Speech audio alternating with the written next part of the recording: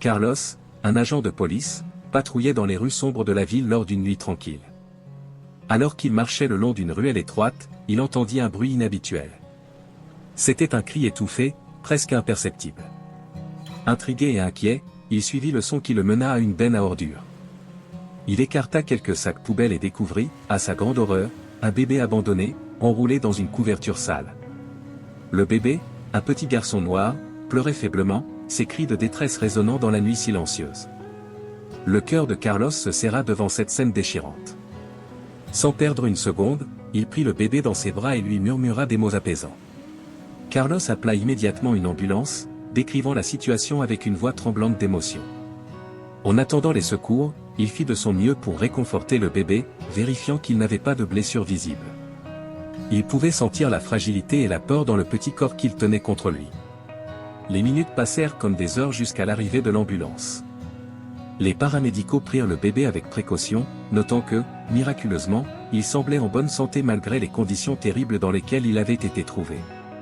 Carlos les suivit jusqu'à l'hôpital, incapable de se détacher de cette petite vie qu'il venait de sauver.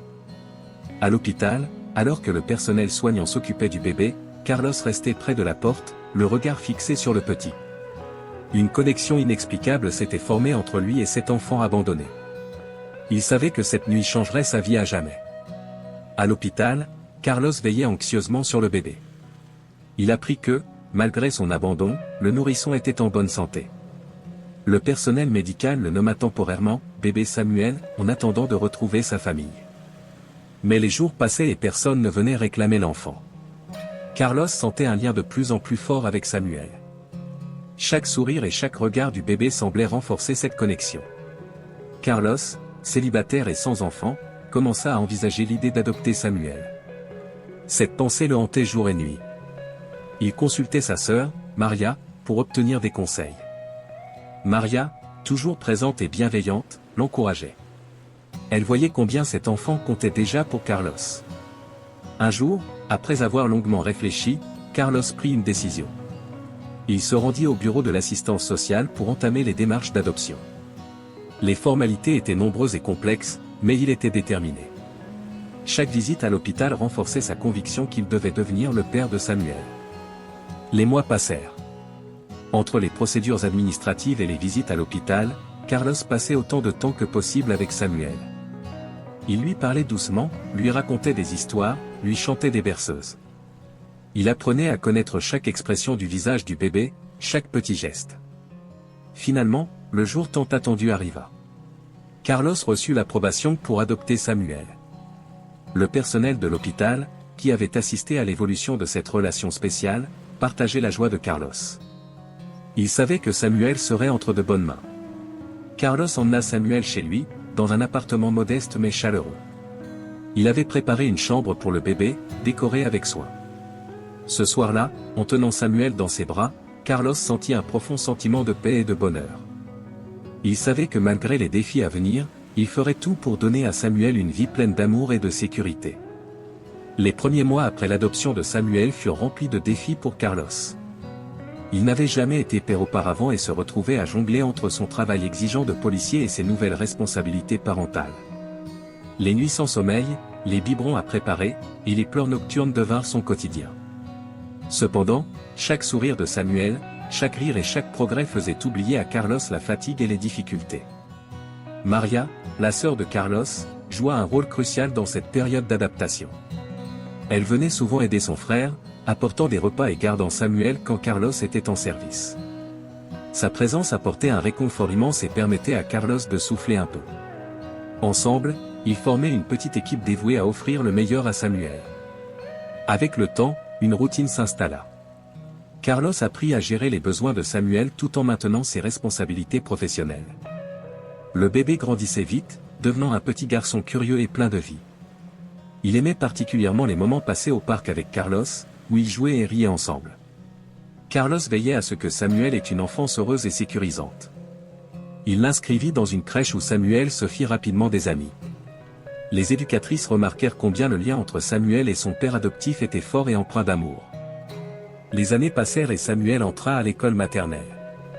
Il était un enfant sociable et intelligent, toujours avide d'apprendre de nouvelles choses.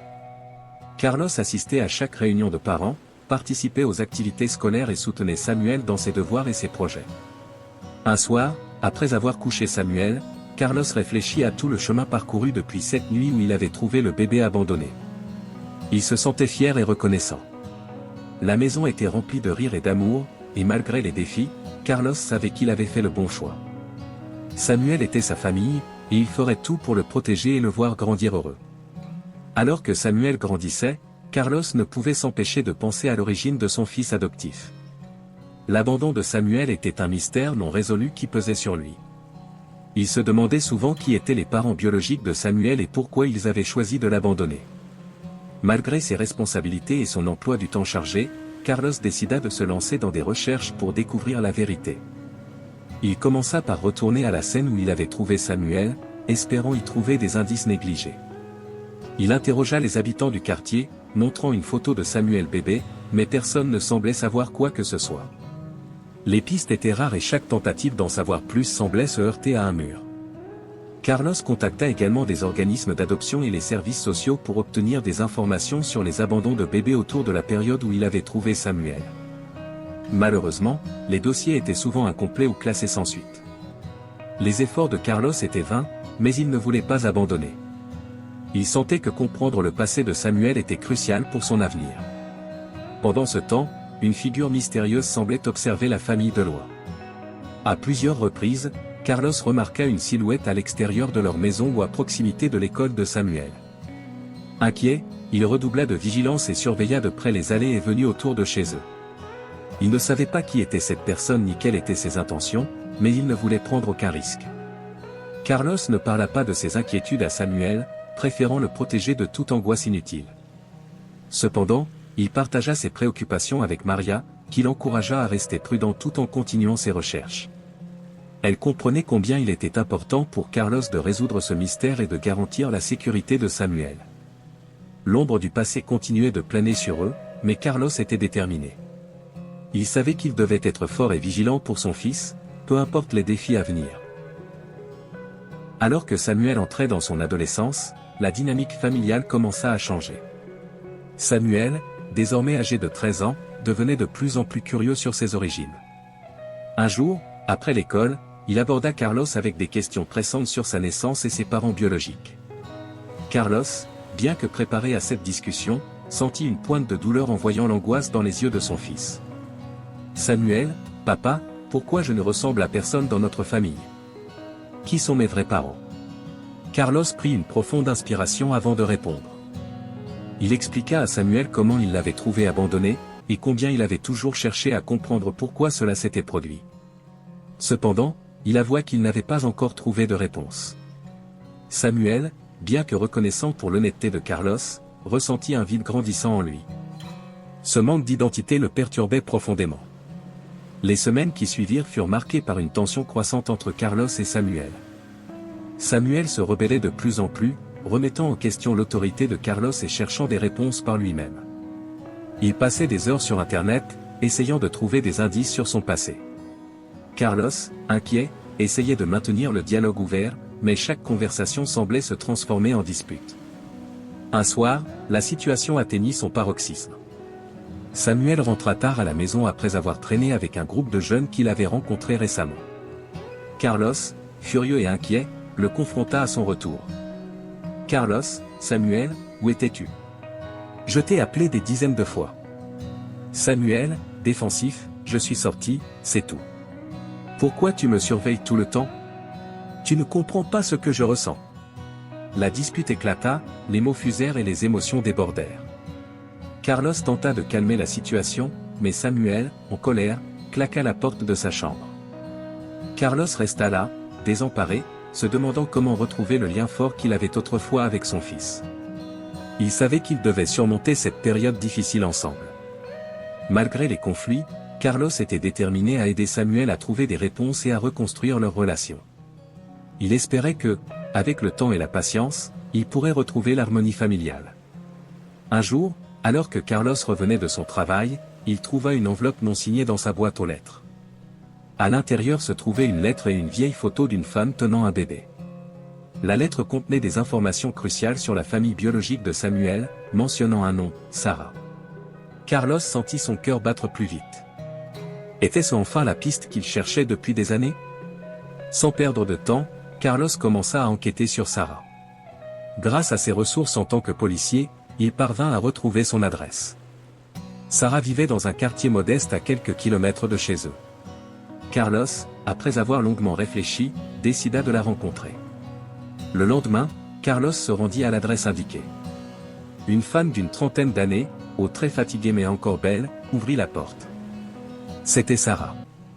Carlos se présenta et expliqua la situation, mentionnant Samuel et l'abandon. Sarah, visiblement émue, l'invita à entrer. À l'intérieur, Carlos et Sarah s'assirent et elle commença à raconter son histoire. Elle expliqua qu'à l'époque, elle était très jeune et se trouvait dans une situation désespérée, sans soutien familial ni ressources. Le père de Samuel, Roré, était un homme dangereux et violent. Pour protéger son fils, elle avait pris la douloureuse décision de l'abandonner, espérant qu'il aurait une vie meilleure loin de Roré. Sarah, je pensais toujours à lui. Chaque jour, je me demandais où il était, s'il allait bien. J'ai prié pour que quelqu'un de bien prenne soin de lui. Carlos sentit la sincérité et la douleur dans ses paroles. Il comprenait maintenant le sacrifice qu'elle avait fait. Il lui raconta comment il avait trouvé Samuel et l'amour qu'il lui portait. Sarah, je suis soulagé de savoir qu'il a eu une vie heureuse avec vous. Mais j'aimerais tellement le revoir, lui expliquer tout cela. Carlos promit d'en parler à Samuel, bien que cela serait difficile. En quittant la maison de Sarah, il savait que cette rencontre marquerait un tournant dans leur vie. Il rentra chez lui avec un mélange d'émotions, prêt à partager cette révélation avec Samuel et à l'aider à comprendre son passé. Le soir même, Carlos s'assit avec Samuel et lui raconta tout. Samuel, d'abord choqué, écouta attentivement. Les émotions tourbillonnaient en lui: confusion, tristesse, mais aussi un début de compréhension. La vérité, bien que douloureuse, était essentielle pour son identité. Après la révélation sur sa mère biologique, Samuel était submergé par des émotions contradictoires. Carlos, sentant l'importance de ce moment, décida de lui donner du temps pour digérer la nouvelle. Quelques jours plus tard, Samuel, bien que nerveux, exprima son désir de rencontrer Sarah. Carlos organisa une rencontre, espérant que cela apporterait des réponses et une certaine paix à Samuel. Le jour de la rencontre, Samuel et Carlos se rendirent chez Sarah. Samuel était silencieux, perdu dans ses pensées. À leur arrivée, Sarah les accueillit chaleureusement, visiblement émue. Ils s'assirent tous les trois dans le petit salon de Sarah, l'atmosphère était chargée de tension et d'anticipation. Sarah prit une profonde inspiration et commença à raconter son histoire à Samuel, avec plus de détails cette fois. Elle expliqua les circonstances difficiles de sa jeunesse, la relation abusive avec Roré, et la décision déchirante d'abandonner Samuel pour le protéger. Chaque mot était chargé de regrets et de douleur. Samuel écoutait attentivement, les yeux rivés sur Sarah. Il pouvait voir la sincérité et la souffrance dans ses yeux. Il comprenait maintenant que l'abandon n'était pas un acte d'abandon, mais un acte de sacrifice et d'amour. Samuel, je comprends pourquoi tu as fait ça. Ça a dû être tellement difficile pour toi. Sarah, les larmes aux yeux, chaque jour, je pensais à toi. Je priais pour que tu sois en sécurité et heureux. Savoir que Carlos t'a élevé avec tant d'amour me réconforte plus que tu ne peux l'imaginer. Les mots de Samuel apportèrent un immense soulagement à Sarah. Elle se pencha en avant et prit ses mains dans les siennes, les larmes coulant librement. Samuel, les yeux également humides, ressentait un mélange de tristesse et de réconfort. Carlos observait la scène, le cœur rempli de fierté et de soulagement. La réconciliation entre Samuel et Sarah était un moment puissant et émouvant. C'était un pas crucial pour Samuel dans son voyage vers la compréhension de son identité. Après cette première rencontre, Samuel et Sarah commencèrent à se voir régulièrement. Ils partageaient des histoires, apprenaient à se connaître et construisaient une nouvelle relation, basée sur la vérité et l'amour. Sarah rejoignait également les moments familiaux avec Carlos et Maria, apportant un nouveau souffle à la famille. Cette réconciliation permit à Samuel de combler le vide qu'il ressentait depuis longtemps. Il comprit que, malgré les difficultés de son passé, il avait maintenant une famille élargie qui l'aimait et le soutenait. Il se sentait plus fort et plus complet, prêt à affronter les défis de l'avenir avec une nouvelle perspective. La paix retrouvée entre Samuel et Sarah ne dura pas longtemps. Un soir, alors que Carlos rentrait du travail, il trouva une lettre glissée sous la porte.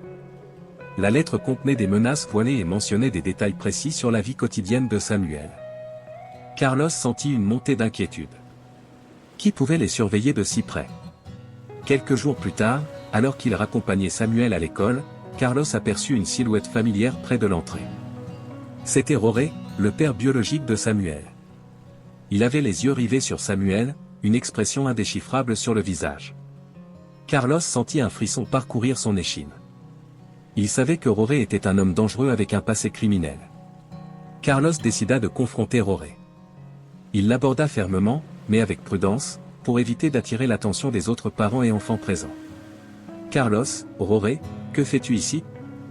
Pourquoi nous surveilles-tu » Roré, avec un sourire froid, « Je suis venu voir mon fils. J'ai des droits, tu sais. » Carlos, serrant les dents, « Tu as abandonné ces droits il y a longtemps. Samuel est ma famille maintenant. » Roré se rapprocha, son visage se durcissant, « Ce n'est pas à toi de décider. Samuel mérite de connaître son vrai père. » Carlos savait qu'il devait protéger Samuel à tout prix. Il rapporta l'incident à Maria et Sarah, et ils discutèrent des mesures de sécurité supplémentaires. Sarah était terrifiée à l'idée que Roré puisse de nouveau bouleverser la vie de son fils. Sarah, Roré ne peut pas être autorisé à entrer dans la vie de Samuel. Il ne lui apportera que des ennuis. Carlos décida de contacter ses supérieurs au sein de la police pour obtenir de l'aide. Ils mirent en place une surveillance autour de la maison et de l'école de Samuel. Carlos, de son côté, restait vigilant, ne laissant jamais Samuel sans surveillance. Cependant, malgré toutes ces précautions, Roré parvint à approcher Samuel un jour après l'école. Il l'aborda avec un ton doux et persuasif, essayant de gagner sa confiance. « Roré, Samuel, je suis ton père biologique. J'aimerais que tu me donnes une chance de te connaître. » Samuel, déconcerté, ne savait pas quoi penser. Il avait entendu parler de Roré, mais le voir en personne était une autre affaire. Heureusement, Carlos arriva juste à temps pour éloigner Samuel de Roré, le mettant en garde de ne plus jamais s'approcher de son fils. La menace de Roré pesa lourdement sur la famille. Carlos, Sarah et Maria savaient qu'ils devaient rester unis et vigilants pour protéger Samuel. La présence de Roré était une ombre menaçante, mais ils étaient déterminés à ne pas laisser cette menace détruire leur famille nouvellement reconstruite. La tension monta d'un cran après l'approche de Roré envers Samuel. Carlos savait que la situation ne pouvait plus durer ainsi. Il prit des mesures légales pour obtenir une ordonnance restrictive contre Roré, espérant ainsi éloigner la menace imminente. Cependant, il savait que Roré était imprévisible et dangereux. Une nuit, alors que Samuel dormait paisiblement, Carlos reçut un appel anonyme. La voix à l'autre bout du fil était menaçante et inquiétante. « Vois, tu ne pourras pas me tenir éloigné de mon fils, Carlos. Je reviendrai, et cette fois, rien ne pourra m'arrêter. » Carlos sentit une vague de peur et de colère. Il réalisa que Roré était prêt à tout pour atteindre Samuel. Il décida de prendre des mesures encore plus strictes pour assurer la sécurité de sa famille. Il contacta ses collègues de la police et organisa une surveillance 24h/24 autour de sa maison. Quelques jours plus tard, Roré fit une nouvelle tentative. Cette fois, il pénétra discrètement dans la maison de Carlos en pleine nuit. Heureusement, Carlos avait prévu cette éventualité et avait installé un système d'alarme. Lorsque Roré entra, l'alarme retentit, réveillant Carlos et alertant les policiers à proximité. Carlos descendit rapidement, une arme à la main, prêt à défendre sa famille. Il trouva Roré dans le salon, une expression de rage et de désespoir sur le visage. Les policiers arrivèrent peu après, entourant Roré et le forçant à se rendre. « Carlos, Roré, c'est fini. Tu ne mettras plus jamais Samuel en danger. Roré, les yeux remplis de haine, tu n'as aucune idée de ce que j'ai traversé. Samuel mérite de connaître la vérité. » Les policiers menottèrent Roré et l'emmenèrent. Carlos, bien que soulagé de voir Roré capturé, savait que le traumatisme de cette intrusion laisserait des traces. Il remonta voir Samuel, qui s'était réveillé à cause du bruit. Il serra son fils dans ses bras, lui promettant que tout irait bien. Les jours qui suivirent furent difficiles pour Samuel. Il avait du mal à comprendre pourquoi Roré tenait tant à le rencontrer, malgré le danger qu'il représentait. Carlos, Sarah, et Maria l'entourèrent de tout leur amour et de leur soutien, essayant de l'aider à surmonter cette épreuve. Sarah, Samuel, sache que nous sommes ici pour toi. Nous t'aimons et nous ferons tout pour te protéger. Samuel hocha la tête, reconnaissant pour leur soutien. Il réalisa qu'il n'était pas seul dans cette épreuve et que, malgré les menaces, il avait une famille qu'il aimait profondément. Carlos savait que cette confrontation marquait la fin d'un chapitre sombre de leur vie. Il espérait que, avec le temps, ils pourraient tous trouver la paix et reconstruire leur vie, loin des ombres du passé. Après l'arrestation de Roré et la sécurité rétablie autour de la famille, Carlos sentit enfin un poids se soulever de ses épaules. Samuel, bien que marqué par l'incident, commençait à retrouver une certaine tranquillité. La présence de Sarah dans leur vie avait apporté une perspective nouvelle et une connexion émotionnelle qu'ils n'avaient jamais imaginée auparavant. Carlos et Sarah continuèrent à soutenir Samuel dans son processus de guérison. Ils l'encouragèrent à exprimer ses sentiments, à parler de ses peurs et à trouver des moyens de se reconstruire après cette période troublée. Samuel, avec le temps, retrouva sa confiance et sa joie de vivre. La famille décida de célébrer ce nouveau chapitre avec une journée spéciale au parc, où ils rirent, jouèrent et partagèrent des moments de bonheur ensemble. Carlos réalisa à quel point ils avaient tous grandi depuis cette nuit où il avait trouvé Samuel dans la poubelle. Au fil des mois, Samuel maintint un contact régulier avec Sarah. Ils partageaient des appels téléphoniques et des visites occasionnelles, construisant lentement une relation basée sur l'amour et la compréhension mutuelle. Sarah, reconnaissante pour le rôle de Carlos dans la vie de Samuel, exprima souvent sa gratitude envers lui. Carlos et Maria regardaient Samuel grandir avec fierté. Il excellait à l'école, se faisait de nouveaux amis et s'épanouissait dans ses passions. La maison résonnait à nouveau de rires et de conversations animées, signe que la vie reprenait son cours normal. Un jour, Samuel écrivit une lettre à Sarah, exprimant ses sentiments et lui disant combien elle lui manquait. Il y joignit une photo de lui-même, souriant, avec Carlos et Maria. Dans sa lettre, il promit de toujours rester en contact et de la considérer comme une part importante de sa vie. Pour Carlos, voir Samuel trouver un équilibre entre son passé et son présent était un cadeau inestimable. Il savait que leur voyage ensemble n'était pas encore terminé, mais il avait foi en l'avenir. Avec l'amour et la résilience qui les avaient unis, la famille était prête à affronter tout ce que l'avenir leur réservait.